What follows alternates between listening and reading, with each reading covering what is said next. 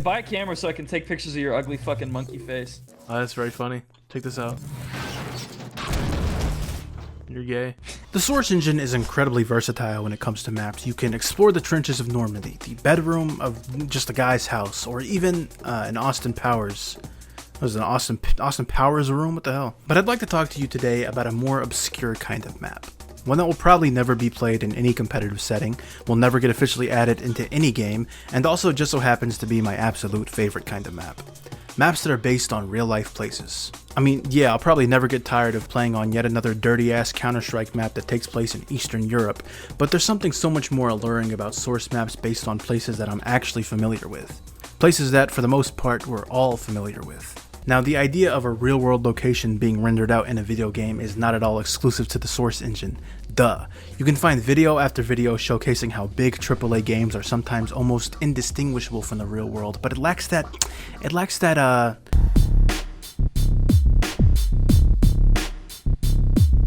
Listen, the Source engine is filthy. It's grimy. Even the most earnest attempts in making the Source engine look clean and clinical still end up looking dirty. Now, you know, I'd be lying if I said I wasn't contributing to the Source engine circle jerk here, but just hear me out for 1 second, okay? No other engine could make a fucking party city look this weird and esoteric. None. To be 100% honest with you, I don't really care about how realistic the Source engine can look. I care about the unique, grimy lens in which we can view the world thanks to the Source engine. You made a one-to-one replica of the Eiffel Tower in Gmod? Yeah, whatever. I don't care. You made the most shitty McDonald's ever? Okay, now I care. Now I care a little bit, alright? Hey, remember the Big Mac? Big Mac. I need a double cheeseburger brand, hold the lettuce.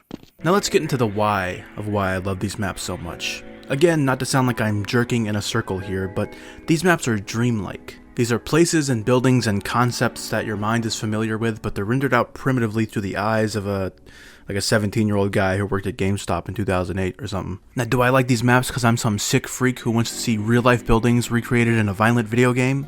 No. Does it have something to do with capitalism? I don't know, shut up. It's funny to see the contrast that there is between gameplay and map. Usually when you're in a Gmod sandbox session with your friends, all hell breaks loose, which is hilarious when paired with such a mundane, everyday backdrop.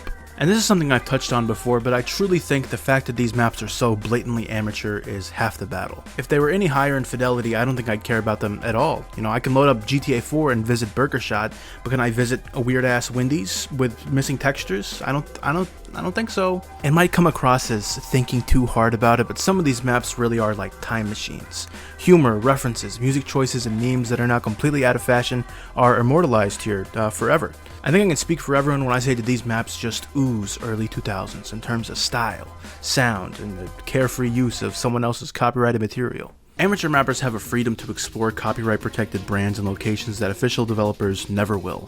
You will never, ever see anything close to DE_McDonald's in official CSGO map rotation. You probably won't even see anything like this on the CSGO workshop. Not to be a preachy boomer type of guy here, but the endless race to get maps accepted into CSGO officially have effectively killed this type of map. Not that it's CSGO's fault, you know, games in general have gotten more competitive and the bridge between community and creator is smaller than it ever was before. We can't play by the same rules as we once did, which is just how it is. I guess the moral of the story is that there's beauty in the mundane, and that maps like these are relics of a time where gaming was a bit less competitive, and the community had a much bigger say in what maps were played. Or maybe they're just old-ass maps in an old-ass game that no one cares about, I don't know. Bye. My name is Shake Zula, the Mike Bula, the old schooler. You want a trip? I'll bring it to ya. Fry lock and I'm on top, rocking like it got me. Watch her up next, switch her knock. Meet wide, make the money see. Meet wide, get the honeys G. Driving in my car, living like a star. Ice on my fingers and my toes and I'm a Taurus. Check, yeah.